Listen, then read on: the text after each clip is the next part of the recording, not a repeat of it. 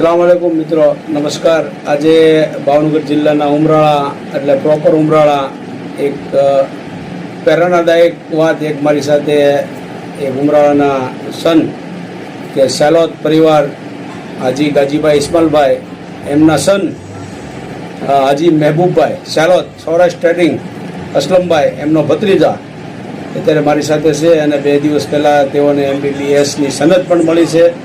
અલ્હમ્દુલિલ્લાહ માલિક પરમ કૃપાળુનો ઘણા દુઆ અને આશીર્વાદ કહેવાય કે તેઓ 2 હિસાબ ઝઝુમ્યા અને લક્ષ્ય પાર કર્યો. એની પાછળ એમના મમ્મી પપ્પાનો પણ સારો યોગદાન હોય, પ્રોત્સાહન હોય સારું, કારણ કે બાળકની જે ઉંમર હોય તે મા બાપ સાથે રહેવાની હોય અને એ ઉંમરની અંદર બાળક જો યોગદાન આપી અને પોતાનો લક્ષ્ય પ્રાપ્ત કરતા હોય મનોબળથી કે ના કોઈ વસ્તુ એવી છે જ નહીં કે ન બની શકે, એવી વસ્તુને સર કરતા હોય ત્યારે મારી સાથે અત્યારે જોડાયેલા છે સાહિલભાઈ હાજી મહેબૂબભાઈ સાલોદ. તેઓ 2 દિવસ પહેલાં તેઓને MBBSની સનદ મળેલ છે.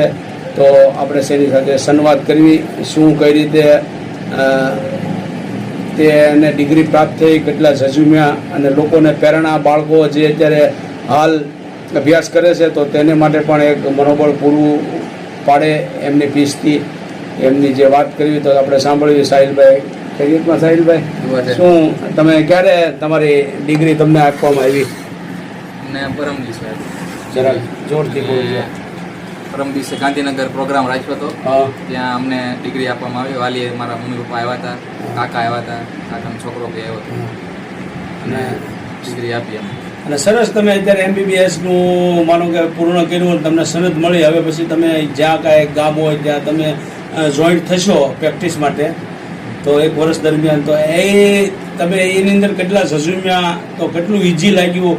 તો અમુક બાળકો એવા હોય કે એ આ ફિલ્ડની અંદર મનોબળ ઓછું પડતું હોય, તો એ બારાની અંદર તમે શું બાળકોમાં સંદેશ પૂરો પાડો છો? પહેલાં તો સૌથી પ્રથમ કે અમારા ઉમરાળા ગામનું ગૌરવ, એમ કે સાહિલભાઈ અત્યારે જે ડિગ્રી પ્રાપ્ત કરીને આવ્યા તો ઉમરાળાનું ગૌરવ ગણાય અને ઉમરાળા ઓલ સુન્ની મુસ્લિમ સમાજનું ગૌરવ ગણાય અને ખાસ કે ઘાસી સમાજનું નામ પણ તેઓએ રોશન કર્યું છે સાથોસાથ. તો આપણે સાહિલભાઈને પૂછશું કે કઈ રીતે બાળકોને માર્ગદર્શન પૂરું પડી શકે, તો એ બારાની અંદર પ્રોત્સાહન પીરસશે આપણને. આમાં ખાસ તો અમારા પીરો મુર્શિદ સરકાર દાદા બાપુની દુઆથી અમારે સફર ઘણી આસાન રહી અને અમારા મમ્મી પપ્પા અને બધાનો સપોર્ટ કન્ટિન્યુઅસ હતો. ગામવાળાની બધાની દુઆ હતી, એના લીધે